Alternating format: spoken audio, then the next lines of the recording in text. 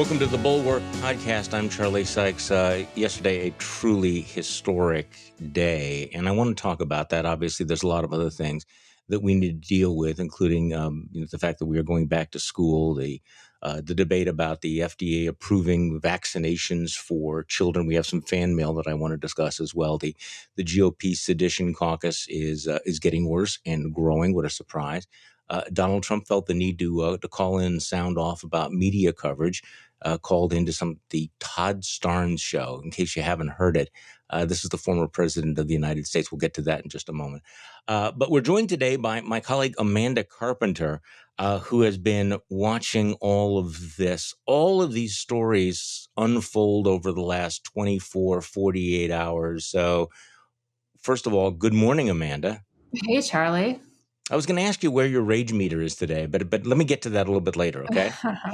Okay, so were you listening in real time when General McKenzie made his announcement?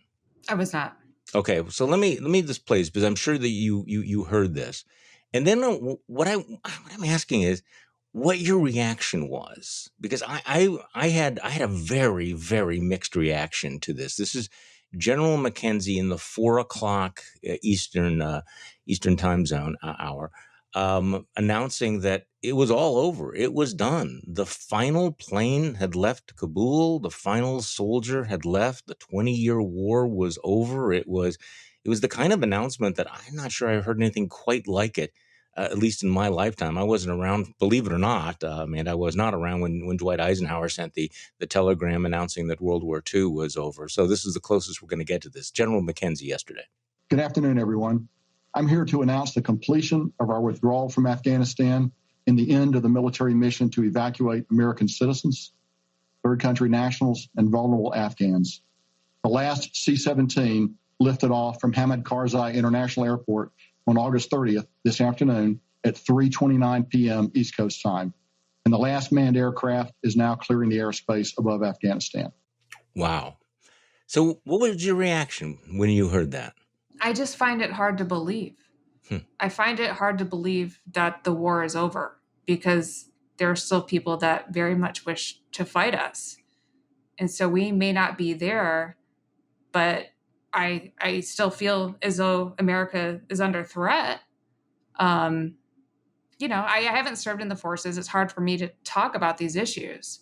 Yeah. But it seems like we are very much leaving things unfinished and unstable. And that's uncomfortable. Well, my reaction was I was listening to this, and it sort of came as a surprise because I was waiting to do something else, and my first reaction was really relief. I was just relieved that it was over. I was relieved that plane got off. Yeah. I have to admit that this was one of the things that I kept thinking about, how we were going to get out of that airport when everybody was gone, that at some point you have nobody at your back, right? Because you've turned everything over to somebody else. There's nobody running the airport. There are no soldiers on the ground. Now, obviously there was overflight, I'm going to be very interested to hear the story of how we provided that security, because that struck me as the moment of maximum danger, when you have to leave the perimeter, when you have to pull everybody on that airplane, and all you need is one RPG rocket. So I was incredibly relieved at that point. But then I had the same feeling that, you know what, it does feel like unfinished business. I mean, this is a moment of this is a really humbling moment. And let's be honest about it. This is defeat. This is retreat. This is not a great moment for America. And then, of course, there was this from General McKenzie that if anybody was tempted to spike the football about this, I think this probably eliminated that reaction. General McKenzie admitting that we did leave people behind. This is what he said. Look, there's a lot of heartbreak associated with this departure. We did not get everybody out that we wanted to get out. But I think if we'd stayed another 10 days, Louis, we wouldn't have gotten everybody out that we wanted to get out. And there still would have been people who would have been disappointed with that. It's a tough situation. But I want to emphasize again that simply because we have left, that doesn't mean the opportunities for both Americans that are in Afghanistan that want to leave and Afghans who want to leave, they will not be denied that opportunity. I think our Department of State is going to work that very hard in the days and weeks ahead. Here's the problem. You've heard the phrase fog of war. There's also the fog of defeat and retreat. There's a lot of things that we know. There's a lot of things that we don't know. We don't know what we don't know. I don't know who to believe anymore when it comes to some of these numbers. And I told you, Amanda, a little bit earlier that I have this nagging fear that, a month or two from now, we're going to read this deep dive in the Washington Post that will say, all these numbers that we heard were wrong because of X, Y, and Z, or this is what was really going on. But the fact is that it certainly does look like we left people behind. We don't know how many people we left behind. There are people who say that we left lots of special visa people behind, American citizens behind. Um, you're saying, I mean, we have to sort of parse out what is the happy talk, like, hey, there's plenty of opportunities, and hey, we have this piece of paper with the Taliban. But the reality is that we took off and they're still there. Yeah, listen, I get real talk, and there's no happy endings really when it comes to this kind of thing. That said, I cannot believe we are hearing them say, yeah, we left people behind. And what are the other opportunities to get out? All the other private organizations that have flooded the zone to try to get all the refugees out so far. We're just going to cross our fingers and hope that, oh, maybe these little pipelines can get people out. We'll see what happens. I, as we all recognize, I think by now, if you're going to get out, there needed to be a plan to streamline the visa program and get people out that deserve to get out. But it just seems like the Biden administration is saying, well, we'll just get some people on planes and rely on the goodwill of other volunteers who are going without sleep, just scrambling to save the lives of their friends. We're just going to hope that works. I mean, is that what they're saying? It's very hard to see what the scenario is other than, oh, well, this happens. No, I mean, there's something kind of surreal about watching these people come to the podium and saying that they will hold the Taliban accountable for this or that. How? Okay, we're gone. The windows are closed. The doors are gone. You're mentioning these incredible acts of heroism by people in the non-government organizations in the private sector, retired military operators. It's almost like we've privatized Dunkirk in this particular case. Well, of course, Dunkirk was privatized, But without any plan to actually outsource it, just see right. what happens. And we know that people care a lot, and phone a friend. This is the phone a friend refugee strategy. Look, I do think that it's legitimate to say that that the administration inherited a really bad hand. I mean, we do have the Trump Pompeo surrender, the forced release of 5,000 prisoners. I think just as significant in many ways, given what's happened, the real slowdown on the processing of the special visas. Remember that until January 20th, we had a president who had once announced that he was proposing the complete and total ban of all Muslims from the United States. We had an immigration policy run by Stephen Miller, who made it very, very clear that he did not want refugees to come to this country.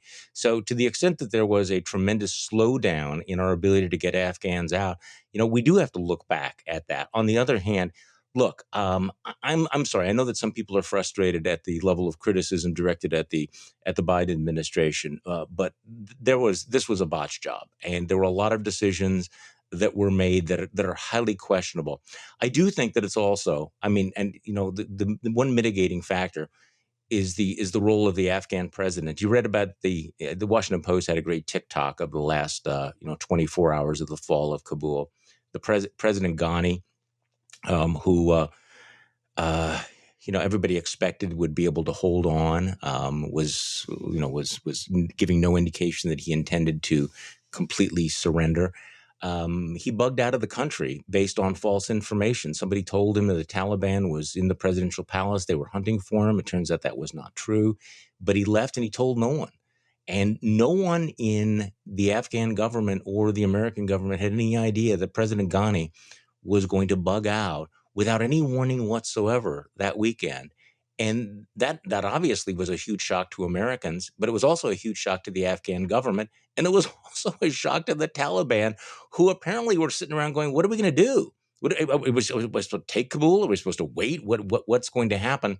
So I understand all of those factors, but these images this is going to be tough for Joe Biden to shake, isn't it? Here's my problem. Why do we only look to the president and his administration to handle this? Like, listen, I have criticism for Joe Biden, but I also have criticism for the Congress that has completely given up its war-making powers to the executive branch. Yes, Trump is a problem. Yes, Obama was a problem. Yes, Bush botched some things. Yes, Biden isn't getting out in the way that we all want. But what has Congress done to conduct any meaningful oversight over this 20-year-long war since they signed, the war authorizations in 2001 and 2002? You tell me, how do you spend trillions of dollars without ever defining an objective for success? You have 535 people who mostly have been completely willing to just throw this on the president's desk and complain about ever which way it comes out. I mean, I have a huge problem with that. Well, that's true. There's no question about it. It is interesting, a little historical footnote, that Harry Truman, senator from Missouri, became prominent because he headed up a committee looking into Army waste during World War II. I mean, this was a period of maximum patriotism.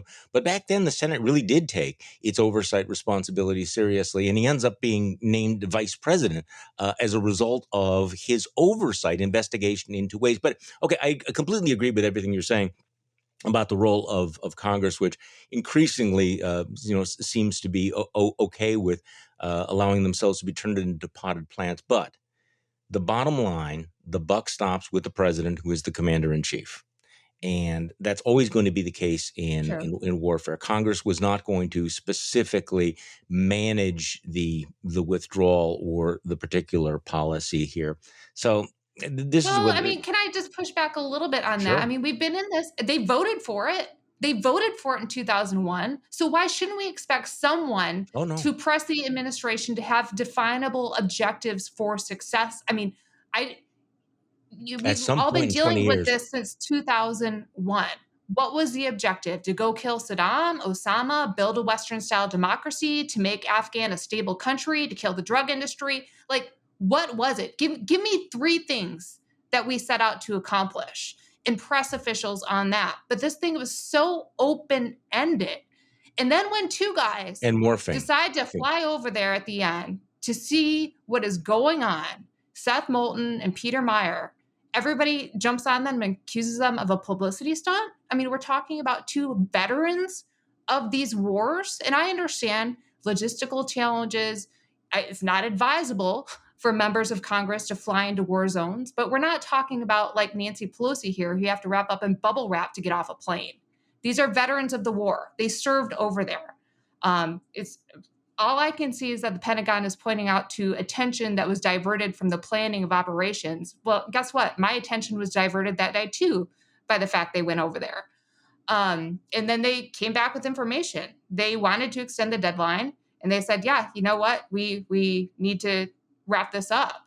And so I understand that's controversial, but I give them a lot of leeway because of the fact that so few other members of Congress expressed any interest in this cause that has resulted in trillions of dollars in spending, thousands of people dying, and trillions, probably more to come, and a lot of strife and a lot of unevenness. And now at the end, we're all supposed to be happy. I have all these, liberals, good intention, telling me, well, look at this, all the people we airlifted on such short notice. Yeah, that is an amazing feat. But why was it short notice, number one? And number two, was this the plan? Was this the ideal plan for the Afghanis to get out? Are they happy with the fact that because of this abrupt withdrawal, they had to fight their way through crowds in the airport under risk of death and the hope of getting on a plane? Was that what they planned? Was that their plan to become a new American? I don't think so. I mean, I'm glad they got out 100%. They should be taken care of. I support any kind of aid that they should get. But I don't think that was on their agenda for August.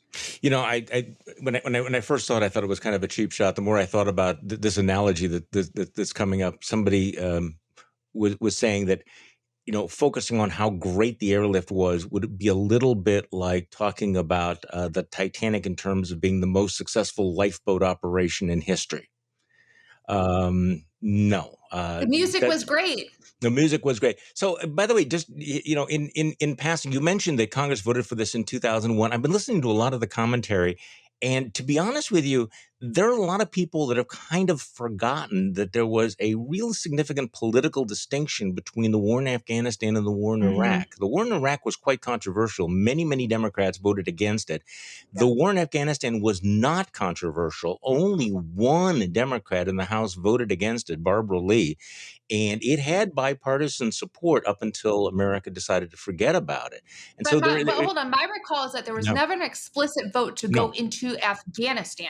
It was only for necessary and appropriate force against nations, organizations, and persons that planned, authorized, or committed or aided the terrorist attacks that occurred on September 11th. I know because I pulled it. Yeah. I mean, this is the everlasting authorization of military force that has been used to justify a lot of operations in many countries. I mean, this is the problem. If you never define what you're going into, you can never get out.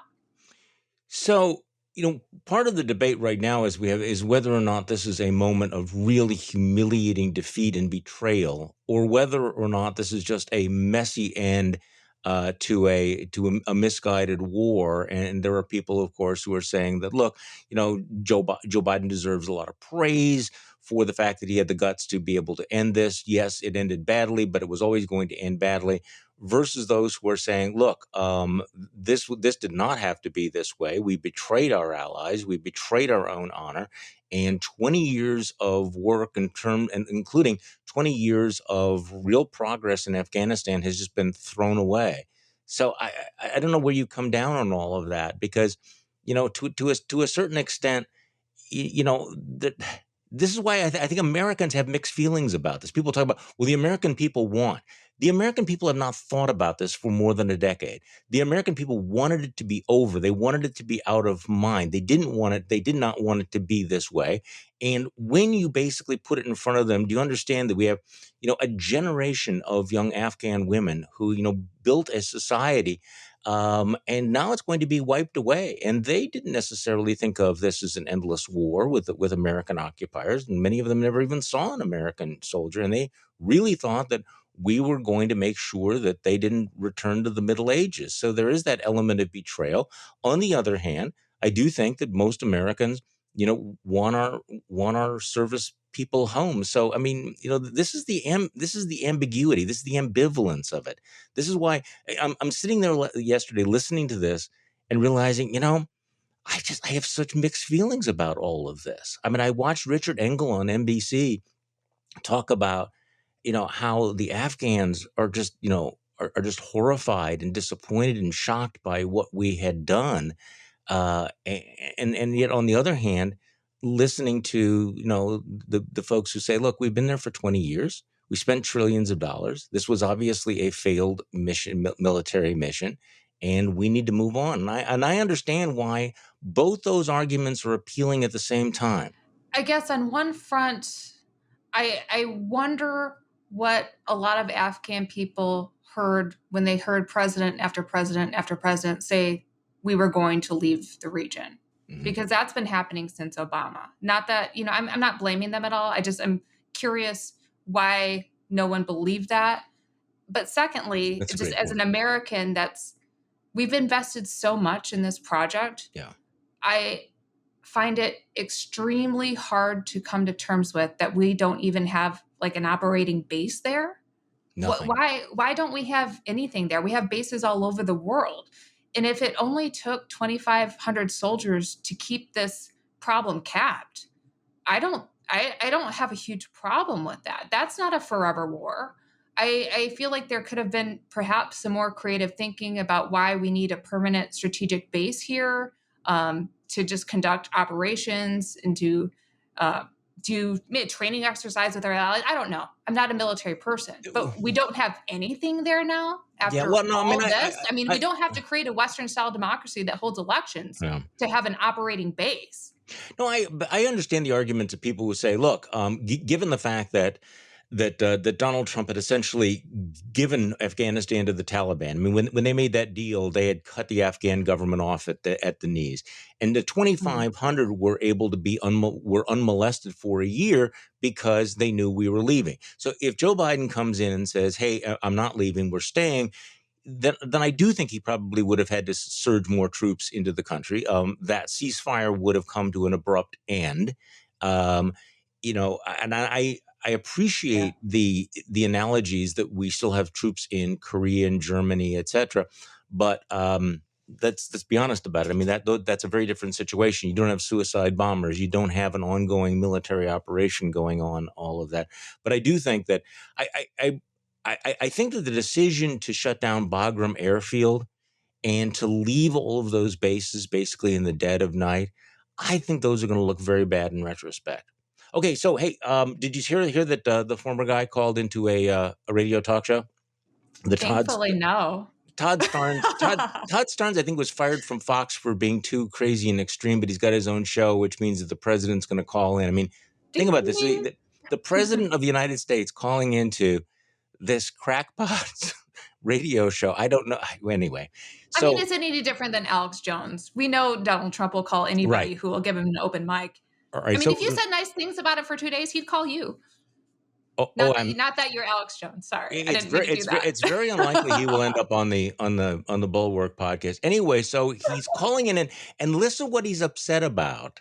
The former leader of the free world, on the final day of the Afghan war, he's upset about the media coverage. Listen to this. We have the people. They're not taking this. They are not taking what's happening in Afghanistan. And, if you look last night, all they talked about was the hurricane. You look at CNN and you look at MSDNC. These are horrible. They're way down. Fortunately, they're way down in ratings. But all they want to talk about is the hurricane or anything else that they can talk about, because Afghanistan is not something that can even be discussed in a rational way. The level of stupidity, and we had a great agreement. In fact, even Biden admitted the other day he made a mistake because they didn't want him to say that, but he said it. It's probably the only truthful thing. He said that no people have been killed since this agreement was signed. We had. Okay, so it's the drunk at the end of the bar thing. And yet there are millions of people who will be going, let's put him back in the White House in 2024. It's like, yeah. The media Biden didn't is cover acting on the agreement I negotiated, and it's a disaster, and you should cover it. Well, yes, but the whole idea that the media was spending too much time on that hurricane, they didn't want to talk about Afghanistan. Like, you may not have noticed this, Amanda, but there was no media coverage of Afghanistan. Yeah, how'd I miss that? And here's the president's mind. It's that little insight into his mind that he's still talking about the ratings of cable stations and whether they're covering a hurricane or the war. I mean, the mind of Donald Trump is a truly disturbing place, but this is not breaking news, is it? No, it's not. I mean, it's remarkable how less we hear from him just because he's been sidelined from Twitter. I mean, it's really a gift to us all. But I try to imagine sometimes what it's like in Mar-a-Lago, or I don't know if he's in New Jersey now, like how many televisions there are lining the walls, how many updates he gets from his little aides about who's saying what and what races he should get into, and, how much he should negotiate to get on Getter. I mean, it's got to be extremely weird. But they all think it's urgently important. And it's still having an effect. So can I share with you some fan mail we got? Is it real fan mail? It's fan mail, yeah. It's real mail. Whether it's former fan mail. Let me put it that way. Oh, that's what I was getting at. There's fan mail and then there's former fan mail. Oh, you're thinking, is it quote unquote fan mail? The Charlie Sykes and Amanda Carpenter, you built this. I was hoping fan mail like, you guys are so awesome. Okay, here we go. So you can read that on our weekend newsletters where people talk about the Bulwark. Okay, but here's somebody, and I'm not going to name them, so don't worry about this. Of course, they're not listening anymore. But this person Been listening to this, the podcast, for about a year. But now that we have a human being as president, your Republican guests are a bit too critical of this administration's best efforts in undoing all the meanest and stupid things Trump did intentionally. I'm done. So she's done with us. Bye. Well, no. See, look, I understand people's feelings, but again, perhaps they weren't taking us literally or seriously when we said that we were going to tell you what we thought, that we were not promising you a safe space. And, when those of us are, and we've clearly aligned with people who are anti-Trump and everything, but, it's, what we're saying at some point is please do not sail into that iceberg, Mr. President. I mean, that's, but again, she's upset that we were a bit too critical. I guess I just want to say this, Amanda. See, democracy is holding your elected officials accountable, right? Holding, them responsible for their decisions, and criticizing.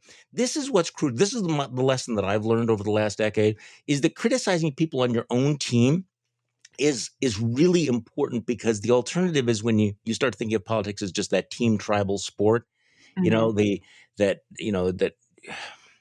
this is the mistake we made. It becomes part of your team, and you never hold them accountable. You never criticize them, because the other side is always worse. One of the things that I think that we committed to, and I think we were very clear about it, is that we were not going to be tribal. We were not going to be team players, and that we were going to hold everybody's feet to the fire. And also, I think sometimes to hold the people that you hold their feet to the fire is also important, because you want them not to do stupid things that will blow them up. And, we have several times been standing in the middle of the tracks, waving our arms, saying, don't go this way. No, the bridge is out. This would be a really bad mistake.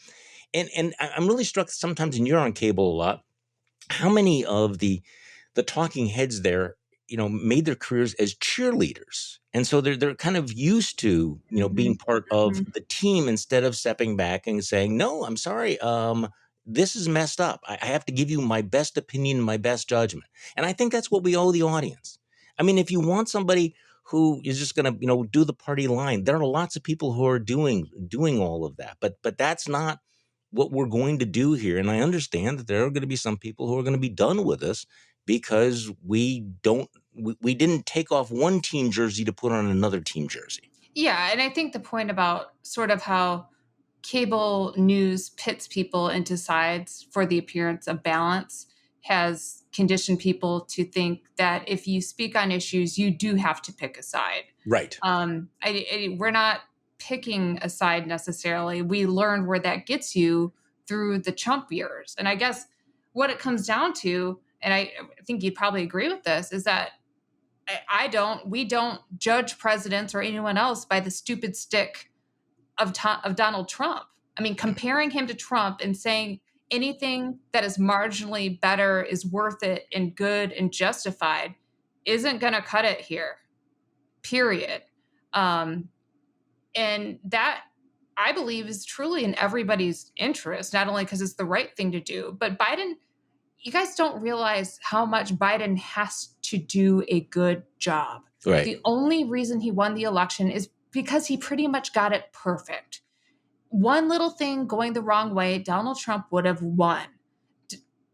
Biden needs to be a successful president. Otherwise, it makes it that much easier for Trump to come in 2024. If we botch things in Afghanistan and we have terror attacks and COVID is never really managed, and the threats to democracy continue to run amok, and he looks like a bumbling fool who can't get a hold of the country, people are just going to walk away and look for that strong man once again. If he is worse than Hillary Clinton in 2024, Donald Trump will come back and win. That is why Biden has to be successful. He cannot afford to make mistakes. So if you judge him by the stupid stick, Trump is coming back. I agree with you completely. And I think it's also important to realize that if they come back, they will be worse than the first time around. The radicalization of the right is a truly extraordinary thing. part of the, we talk about the, the authoritarian temptation, that they are normalizing the notion that we just use our political power to crush our enemies and do whatever we like. I mean, this is the anti-liberalism of the right. Would be manifested in a restoration of a Trump administration. So, for people who think that, this is just sort of, partisan back and forth. Look, Democrats have one main job. Do not screw this up to open the door for something that is genuinely ugly. Speaking of genuinely ugly, and I know maybe this is low-hanging fruit, but we still need to do it, because I think it's important, again, to hold people accountable for what they're saying. So Madison Cawthorn is one of the most deplorable new members of the House of Representatives, along with the Lauren Boeberts and the Marjorie Taylor Greens and the Paul Gosars of the world. And you may have heard something about this. He's speaking at a Republican county event in North Carolina. And among other things, I mean, he's an outspoken member of the sedition caucus. But if you want to know what we mean by the sedition caucus, it's somebody like Madison Cawthorn, who is openly talking about the possibility of bloodshed. He's lying about the election. He said, if our election systems continue to be rigged and continue to be stolen, which it wasn't, then it's going to lead to one place: it's bloodshed. And then he talks about, as much as I am willing to defend our liberty, there's nothing I would dread more than having to pick up arms against a fellow American. Okay. He also says at one point, I will remove Joe Biden from office, and then when Kamala Harris inevitably screws up, we will take them down one at a time. And he mocks vaccines, he mocks masks, that sort of routine, I guess, now. But he's also referring to the January 6th rioters as political hostages and political prisoners, and he talks about attempts to bust them out. Okay, so if you think I'm taking this out of context, here's a little soundbite of Madison Cawthorn, who is, and stop me if you've heard this before, a sitting member of Congress and a member in good standing of the House Republican Conference, talking about the people who attacked the Capitol, who threatened to hang Mike Pence, who wanted to overturn the election. He has now retconned this into they are political prisoners, they are political hostages who need to be busted out of solitary confinement. Listen to this. What are you doing to support the 535 Americans that were killed captured from January 6th? Political hostages, no doubt. So this is something that we are trying to figure out everything out about. There are some criminal activities going on when my office literally is sitting there. We have a mock law to be able to ask almost any federal agency any question we want. And when we're seeking answers, they are giving us the biggest runaround that you possibly can imagine. And so the big problem is we don't actually know where all the political prisoners are. And so if we were to actually be able to go and try and bust them out, and let me tell you, the reason why they've taken these political prisoners is because they're trying to make an example. To say, because they don't want to see the mass protests going on in Washington. They don't want to see people redressing their government for leaving 13 Marines to die in Afghanistan. When are you going to call us to Washington? We're actually working on that one. Okay, you may not be able to hear that, but even he's talking about, how we, somebody says, when are you going to call us to Washington again? We're actively working on that one. Now, Adam Kinzinger, Republican Illinois Pushback, this is insane, based on a total lie. This must stop. But he's got a fan. Okay, did you see J.D. Vance's tweet? Sedition elegy? Okay, so The Hill had a tweet. Cawthorn calls jailed January 6th rioters political hostages, political prisoners. J.D. Vance retweeted that with one word: correct. So here's a Republican U.S. Senate candidate, heartthrob of Fox News, basically saying, "Yeah, I'm all in on this. I'm going to follow Madison Cawthorn down the sedition trail of thinking of these people who attack cops, beat cops. And, think of the images of the way they were beating on the police officers and what they did when they took over the Senate chamber. And now Madison Cawthorn is saying they're political hostages. J.D. Vance saying correct. Former guy all in on Ashley Babbitt being, his a martyr. So.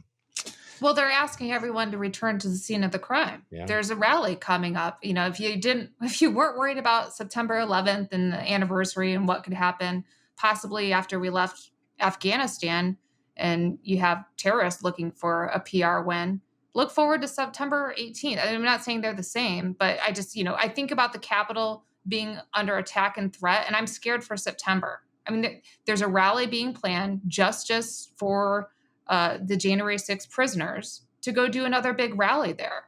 And, they have their defenders. This is a peaceful protest, but they're asking people to come back to the scene of the crime for justice for the people who are jailed. There's people in the DC jail. It's not far from there. The cops are preparing. They're talking about putting up the fencing again. And I guess nobody can do or say anything about it. And Cawthorn is ratcheting up the pressure, saying, let's go bust them out. I imagine some people may get some ideas from that. I don't know. So to your point, though, about why the Democrats shouldn't fuck this up, which is that it will bring people like this back into power. If Republicans, as expected, take control of the House of Representatives, people like Madison Cawthorn will be in the majority. Lauren Boebert will be in the majority. Marjorie Taylor Greene will be in the majority. You know that Kevin McCarthy will not discipline them, hold them accountable in any way whatsoever. So If we just talk about how mainstream the sort of aggressive posture is getting. I mean, this is sort of unrelated, but I've just been watching. I went to a county fair the other day, and there was a Republican booth, and there was a big gun, AR-15 image pictured in the middle of a flag. And this was at like a family event. And, sometimes I've seen gun raffles, that's normal. But like at a Republican tent, there's an AR-15 displayed in the middle of a flag. And then I came home and I saw Nancy Mace, that nice Republican congressman from South Carolina. She's carrying a gun on her person at a faith and freedom event. I mean, this is like, nice donor family event. Everybody else in khakis. There's an older woman in like sleeveless dresses. She's walking around, jeans, tank top, and a gun on her side. And that's such clear signaling. I mean, people carry guns. That's fine. This didn't seem like the type of event where you would need to have self-protection, but it's a signal. Like, I am down with this. And what makes it particularly galling with Nancy Mace, and The Atlantic did a big profile on her because she had spent about 5 minutes being willing to go, okay, I don't want to be part of this Trumpian tribe right after January 6th. She seemed like a normal human being. She's now signaling, I am totally in on all of this stuff. Yeah. She knows better, but she has to, play like she is. So, by the way, in speaking of the normalization of all of this, I saw that you tweeted out about what's been happening at school board meetings all around the country. This is the other thing where, don't sleep on the kind of rhetoric, the kinds of threats that are going on all around the country, where school boards are trying to do the right thing for their children and their staff, mask mandates, other sort of social distancing requirements, and people showing up making the wildest ass threats. You have the one guy in Pennsylvania running for something or other, saying that, strong people need to come in and throw them out of office, basically talking about coups. And there are a lot of school board members who are looking at each other going, well, we didn't sign up for this. Why are we doing all of this? And they're walking away from their jobs. And, you point out this is sort of another form of compassion fatigue. People are just tired of it at some point. People who work in elections, who work in school board, are under the fiercest grassroots attack. It's not just coming from the top. It's this is a broader thing, metastasizing. Charlie. I'm so worried about. You pointed out it's not just school board members, it's nurses. I also see it happening with Capitol Police. I mean, when people try to do the right thing and they go to the front lines of whatever their calling is, maybe it's in medicine, maybe it's in education, maybe it's in military, maybe it's to go work elections, and they are put under threat. At some point, they will act out of self-preservation, whether they have to preserve their personal safety, their mental stability, their family, whatever it may be. But we are pushing good people out in so many sectors, in the government too. I mean, there's a lot of people that will run for office right now because they don't want to go through the personal attacks and the threats. And what happens to our society when all these good people are pushed out by a vocal, agitated conspiracy-driven minority. And this is just something I think about all the time because it seems to be happening almost everywhere you look. And these good people need somewhere to go, and they need to be supported. Yeah, exactly. I mean, I don't think people should underestimate just the power of political exhaustion. And it's not cowardice. It's just exhaustion. I don't want to do this This anymore. reminds I me, can't. this came up in your conversation with Russell Moore yesterday. And that was so good. People should go back and listen to it if you haven't already.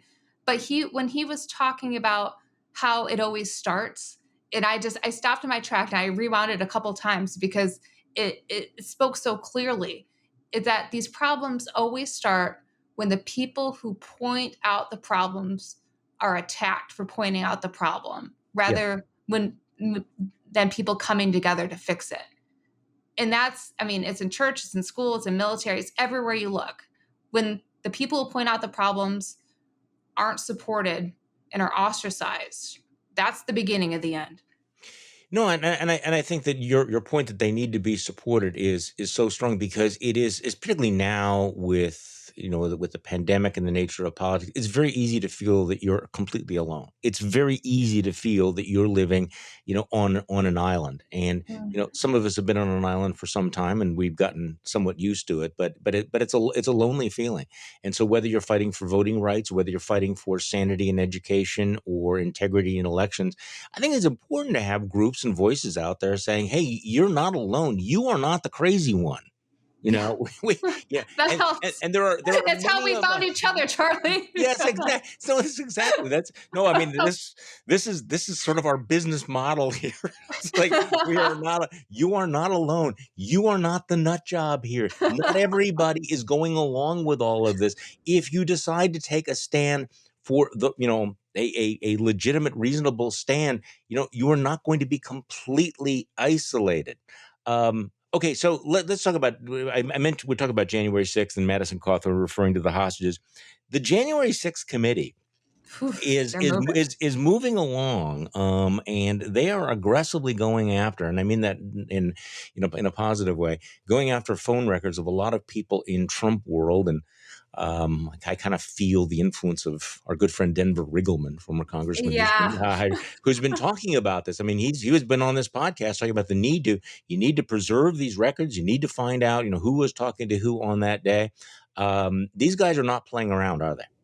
No. I mean, the first request that went out went to federal agencies, asking them to look at and preserve all records about communications in the White House during the lead up to January 6th. And including, which I thought was interesting, attempts to place politically loyal personnel in senior positions across government after the election, which I think is key. And then there was another request on Friday that asked all these tech companies, Facebook, Twitter, Google, for reviews, studies, reports, analysis, and communications regarding misinformation. So not only are they looking at records of people in the White House, but also what role did social media play? And I think this is interesting because a lot of people are looking at this committee investigation and be like, oh, who's going to go to jail? Like, that's not what this committee is going to do. The Department of Justice is handling criminal investigations. But this is really good because they're not going to let social media companies off the hook for letting these lies and conspiracies and organizing with the algorithmic power of social media off the hook, right? They're going to want an explanation of why they did this, how it happened, how those networks worked, and they're going to come under fire. But then the one I think that is really getting the media attention are the phone records for all the people. So that was the last tranche to come through, and they're going to look at phone records for all the people you'd expect. I mean, Trump family members, members of Congress, Stop the Steal rally organizers. But it's not just, who did they call and when? It's where were you located at that certain amount of time? What were your movements that day? And so when people describe this as sweeping, they are going after everything. And I've got to think that old Denver Riggleman hasn't been on Twitter as much because he's been working, which is great. No, Denver's going to be is going to be a valuable asset. Okay, so we've talked about the Arizona audit, which was we were supposed to get the report last week Yeah. from the cyber ninjas, and apparently they got sick, and amazingly they didn't come up with the report. The bad news, however, is this continues to spread around the country, and I'm sorry to tell you that even here in Wisconsin, where I at one time I had the fantasy that we were going to be a firewall of sanity, and of course that did not hold. We found out that we learned this morning that the Republicans in the legislature are willing to spend $680,000 of taxpayer money on a forensic audit of the election. So they're sticking the taxpayers with a $680,000 tab to continue the fantasy of the big lie. And I have to tell you that it's almost worse than it sounds like, because the Speaker of the State Assembly is Robin Vos. I've known him for years. Robin Vos is one of those Republicans that knows this is complete bullshit. He knows that this is a fantasy. He knows that this is crack pottery. And yet he feels the need, once again, to appease the crackpots and the nut jobs in his own caucus. And as recently as last week, the word was, okay, we're going to kind of throw some bones to you folks out there. We're going to let this one, committee, send out subpoenas and things like that. But we're just going to go through the motions. They named a former Supreme Court justice to investigate this. Guy shows up at Mike Lindell's, the My Pillow Guys cybersecurity conference. I mean, you know how that's going. But because everybody feels the need to suck up to the Orange God King, Robin Vos gets on a private plane and flies down to Alabama and then posts pictures on Facebook of himself sitting with the former guy. And apparently, as part of that suck up now, taxpayers in the state of Wisconsin are going to spend money that could have gone for school lunches, could have gone for hiring teachers or cops or firefighters or, all sorts of things that we pay taxes for in the state of Wisconsin. They're going to use this to go through a complete bullshit forensic audit. And don't think the costs are going to stop there. Absolutely not. It's not going to. No one in Wisconsin thinks there was anything wrong with the election. We are used to close elections. We've had recounts. The system here is really very well understood. And see, the thing about it is the guys like Robin Vos are the ones who know better and yet feel the need to pander to this kind of crap. So this is another case where you have, the complete capitulation. So the party that used to be the party of Paul Ryan is now the party of going along with the big, the big lie. And guys like Reince Priebus, who also knows better, he's got his fingers all over this thing. So Wisconsin's about to become an epicenter of a complete, of this shit show.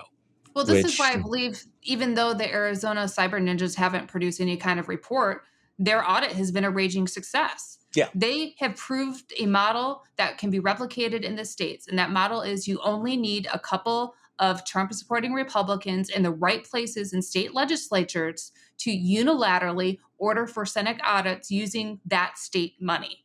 The Arizona model showed that you only need the state Senate president and the chairman of the Judiciary Committee. It can vary from state to state, but they have subpoena power and they can subpoena records. And what happened in Arizona is that they subpoenaed the election equipment and the ballots and other voting equipment for their audit. And in the process, they rendered a lot of that equipment useless. The taxpayers will eat the cost on that to the tune of millions of dollars. And even though there's still no report, it's not over. And it's because of other people willing to indulge in this madness. Just last week, the Arizona Attorney General Brnovich, who's running to replace Mark Kelly in the Senate, said that he thought the Maricopa Board of Supervisors wasn't complying enough with the investigation. Mm-hmm. And so he stayed out of it. And people have told me up and down, oh, he's a good guy. Yep. Governor Doug Ducey, he's a good guy. Well, at some point, they turn a blind eye to it and then they indulge it and then they're in it. So don't tell me these people are good people who are standing on the sidelines unless they're pushing back like that Board of Supervisors did, like Stephen Richer did, because they're just waiting for the conspiracy forces to take them over and then they will fold. And it's going to happen in Pennsylvania too. And these people, so this is why 2024 will be exponentially worse than 2020, because they were not there yet. They were not prepared to cave into these conspiracy theories then. But now we've had 4 years of marinating in these kinds of conspiracy theories, this kind of big lie, and the pattern of caving in. Nobody's. Let me scare people a little bit more. Yeah, okay. Joe Biden won by millions of votes, but he only won the Electoral College by 44,000 votes in Arizona, Wisconsin, and Georgia. And the Republicans in those state legislatures are ready to roll this time. By the time 2024 comes along, all the good people, your Brad Raffenspergers, they are gone. Yep. And they know and they understand now the power that state legislatures have potentially to cancel votes, overturn elections, send their own electors, and override the will of the people. These are practice runs. Yeah, no, I agree, which is why I would suggest that all of the activist Democrats who are actively saying, we don't need you never Trumpers anymore, you people, we don't need to make any common cause with you people like at the Bulwark, maybe want to rethink At your that. peril. Sorry, I don't want to be haughty, but...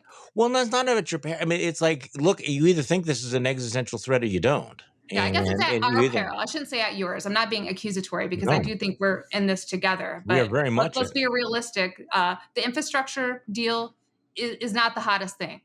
It's not the most important thing right now. No, it's not. It's COVID. It's threats to democracy. It's Afghanistan. Yes, I agree. So on that cheery note, Amanda Carpenter, thanks so much for coming back on the podcast. And by the way, Amanda's going to be sitting in for me next Tuesday and Wednesday on the podcast. You will definitely want to tune in. And please do, because it'll be so embarrassing if I don't get the millions of downloads that Charlie does every week. Congratulations, Charlie. And again, reaching a new goal. What was it? Was it 4 million? I did 4 point. We're about to hit. I can't count that high anymore. Well, it's interesting because I was pretty jazzed when we were consistently getting more than 2 million downloads a month, and this month, the month of August, we will exceed 4.5 million downloads just for the month of August. So amazing! Congrats. Best is yet to come. We hope. Thanks for listening to the Bulwark podcast today. I'm Charlie Sykes. We'll be back tomorrow, and we will do this all over again.